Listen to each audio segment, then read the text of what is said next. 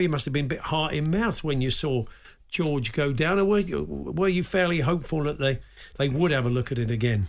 Yeah, definitely. I mean, it's been an emotional roller coaster, this Olympics. It's not been easy by any means, especially as a parent watching. I think George maybe slightly regrets his reaction immediately afterwards. That's not athletics, but I think people have to realise that this is 4 or 5 years of real hard work.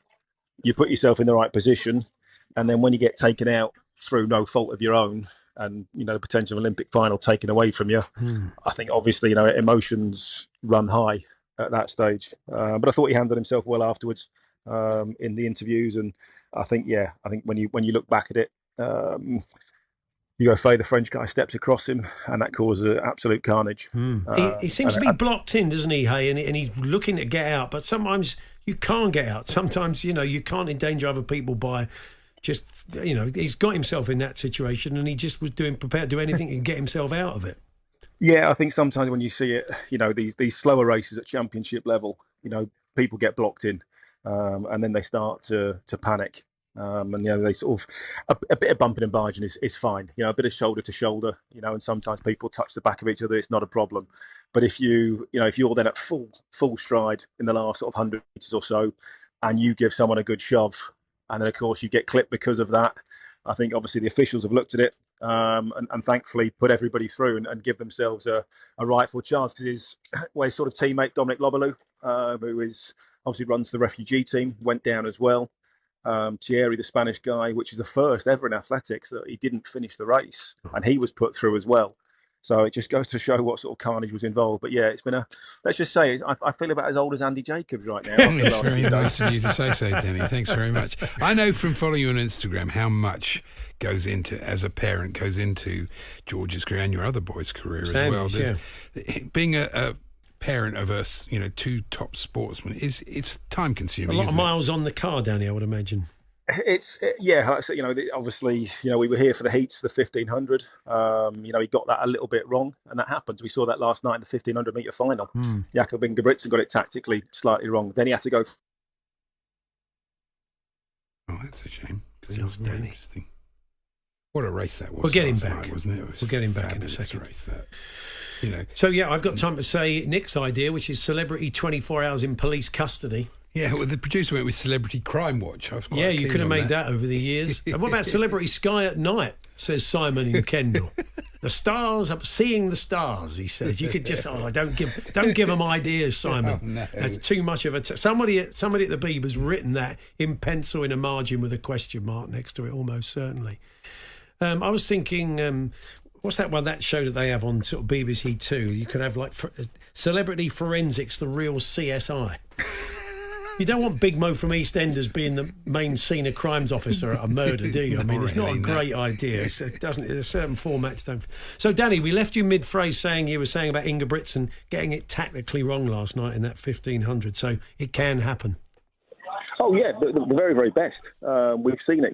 Molly Caudry got it wrong. In the pole vault. She was devastated. Top athletes, haven't managed to qualify out of their events when you would expect it to. This is the highest of the highest levels. So it's been emotionally draining, especially as parents, friends, supporters the last few days. A couple of days back home now, and then back out for the final on Saturday night. And, hopefully he'll just want to do himself and his friends, his team and everybody proud. In a way, athletics is crueler, isn't it, than football? Because you can turn up at a major tournament and have one bad game, but then you've got another two to qualify and things like that. But in athletics, it's things like the pole vault, not many second chances. Yeah, and the same happened in long jump as well. World number one, went out in that, three no jumps. It happens. I've said, Andy, many, many times, it's like watching a penalty shootout, sudden death.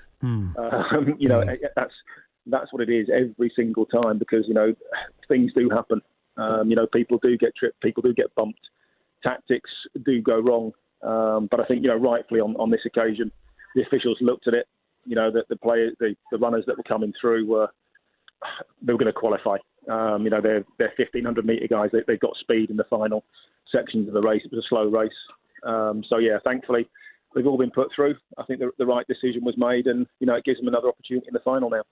You'll be aware of the fact that on social media, Danny, I don't know if you do, quite a lot of pictures very similar pictures have emerged of you with Robbie Savage by the throat.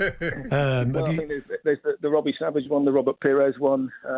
Me. The Mills family, the French, aren't great friends at the moment, and the way this signal gets going, it's not getting any better, is